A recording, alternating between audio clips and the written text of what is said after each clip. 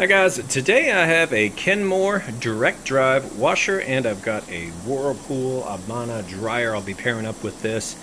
And right now we've got the washer hooked up, running the load, pretty heavy towel load. I've got it set to normal on the regular setting.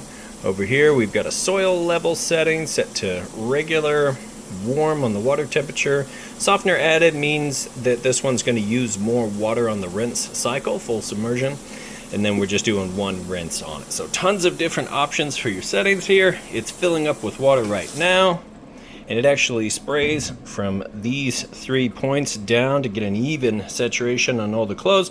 You've got the 2-part agitator, this agitator here. You know these 2 parts are working correctly when you can spin it freely in one direction clockwise and then not back counterclockwise, and then you get this motion, sound, and movement on this style. If you just heard a humming noise and this could spin freely in both directions, then this is not working correctly and your clothes are not getting washed properly. A little tip there for you, but this one's in perfect shape here, good to go. Everything's nice and clean.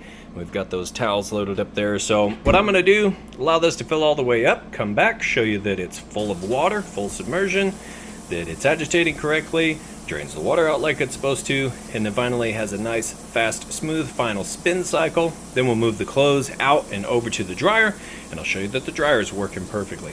All things that you would check, because if you were standing here yourself checking it out, you get to see that everything works perfect. When you get it home, plug it in, you'll be good to go. So we'll let it fill up here and we'll come back.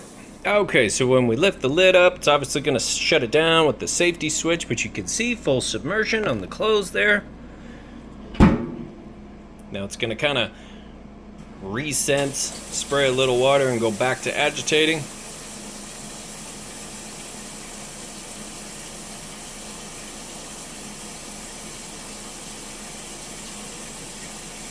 You'll be able to hear the agitator kick.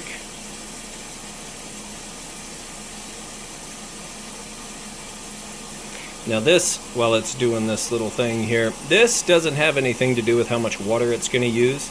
This is going to determine, this is basically you telling it how long it needs to agitate. Whether something's not that dirty, it's a quick load, and so it doesn't have to agitate too long or be in the wash cycle too long, or you're saying the clothes are super dirty and really need to be agitated for a while. That's what this is here. So if you want a quick wash, you want to set this on light soil and come over here to express. That'll give you about a 30-minute wash and does a really good job because it's still going to use full submersion. Like I said, this has nothing to do with how much water it's going to use.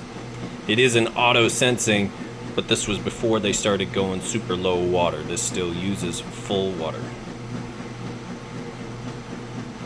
You can hear it, nice and quiet agitation. All right, we're moving out of the wash cycle. Moving into the rinse cycle, draining that water out. Nice and fast.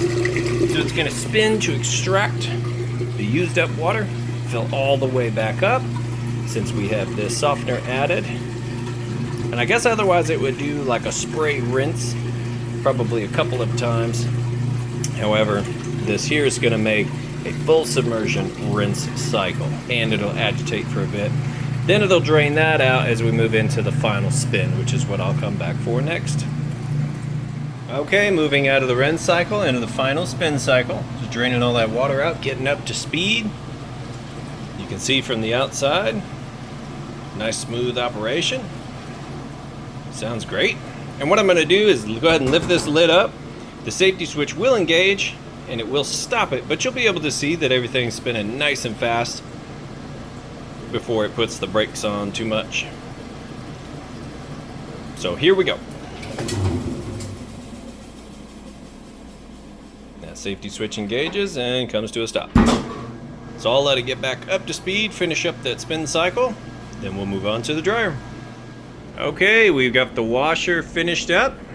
All the clothes are pulled out, it's nice and clean, good to go. And we come over here to the Whirlpool Amana electric dryer. We've got it set to time dry low heat. Actually, we need to set that over here to time dry high heat. And you have several different settings here. You've got an automatic high heat, you've got a time dry low heat, and the air dry, which is no heat. So 3-4 different options here you can set it to. push to start. You've got your lint trap right here. You want to make sure that's clean and cleared out before each and every load, so you've got good airflow there. And last but not least, I'm going to show you that it is in fact heating like it's supposed to. So it's about 74 degrees on top of the dryer. Yeah, it's about 72 degrees on the concrete floor. So we'll go ahead and open this up. See, everything's tumbling. Now right there inside the heating element tube, it's very hot coming out of that tube. It's going to heat the inside of the dryer up. Hot air mixes with the clothes, gets them dry, and exits right there where the lint trap would catch any additional lint, and it goes out the back of your dryer. So that's kind of how the airflow works on this one. Just about any size load that you can fit into the washer, you'll be able to fit here in the dryer. And it's good to go. So we'll let that finish up. If you have any questions at all, feel free to reach out. And I do appreciate you taking the time to watch my video. Thanks, you guys have a great day.